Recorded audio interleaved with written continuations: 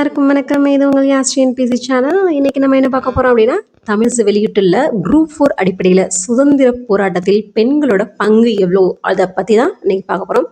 இது பெண்களோட பங்களிப்புல இருந்து கண்டிப்பாக குரூப் 4ல் 3லேருந்து 4 கொஸ்டின் வர வாய்ப்பு இருக்குது. அதனால எல்லாருமே ஒரு லைக்கை போட்டுட்டு வீடியோவை பார்க்க ஆரம்பிங்க. ரொம்ப ரொம்ப யூஸ்ஃபுல்லாக இருக்கும். பார்த்துடலாமா?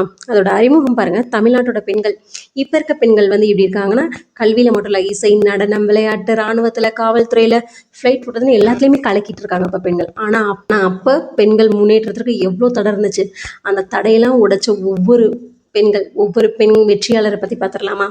அஸ்லாம்பிகை அம்மையாரை பற்றி பார்க்க போகிறோம். அஸ்லாம்பிகை அம்மையாரோட காலம் பார்த்தீங்கன்னா 1875 1951. இவங்க பிறந்த ஊர் எது அப்படின்னா ரெட்டினை.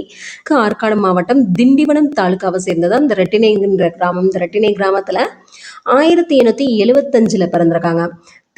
தனது இளமை காலத்திலேயே இந்திய தேசிய இயக்கத்தில் ஆர்வம் காட்டி அரசியல் கூட்டங்களில் பேச தொடங்கியவர் தான் இந்த அஸ்லாம்பிகை அம்மையார். காந்திஜி மீது அதிக மரியாதையும் அன்பும் கொண்டிருந்ததால் 1921 செப்டம்பர் 17 காந்திஜி கடலூருக்கு வந்தாராம். அப்போ காந்திஜி அவர்களை பற்றி மேடையில் பாராட்டி பேசுகிறாங்க இந்த அஸ்லாம்பிகை அம்மையார் அவர்கள். அஸ்லாம்பிகை அம்மையார் வந்து காந்திஜி அவர்களுடைய அகிம்சை வழியை பின்பற்றி காந்தி புராணம் அப்படின்ற பாடலை பாடி அதற்கு இசையும் அமைத்திருக்காங்க. அவரது காந்தி புராணம் 2034 பாடல்களை கொண்டது. அவர் தனது 73வது வயதில் காந்தி புராணத்தை பாடி காந்தி புராணத்தை முடிக்க 30 வருடங்கள் செலவிட்டுள்ளார். அதாவது 73 வயசுல தான் காந்தி புராணத்தை பாட ஆரம்பிச்சிருக்காங்க. 30 வருடங்களாக அந்த பாட்டை பாடி முடிச்சிருக்காங்க. அடுத்தது பாருங்க, 1955 இருந்தார் ராமலிங்க சுவாமிகள் வரலாற்று பாடல்கள், குழந்தை சுவாமிகள் பதிகம், ஆத்திச்சூடி வெண்பா.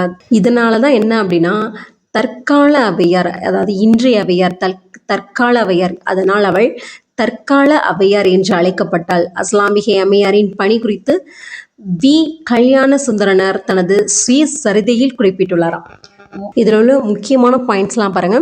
அஸ்லாம்பிகை அம்மையார் வந்து என்ன பண்றாங்க அப்படின்னா, காந்திஜி அவர்களுடைய அகிம்சை வழியை பின்பற்றி காந்தி புராணம்ன்ற ஒரு பாடலை பாடி அதற்கு இசையமைக்கிறாங்க. காந்தி புராணம் எத்தனை பாடல்களை கொண்டது அப்படின்னா 2034 பாடல்களை கொண்டது. தன்னோட 73வது வயசுல பாட ஆரம்பிச்சவங்க 30 வருடங்கள் அது இந்த பாடலை பாடத்துக்கு மட்டும் செலவிட்டிருக்காங்க. 1955 இறக்குறாங்க.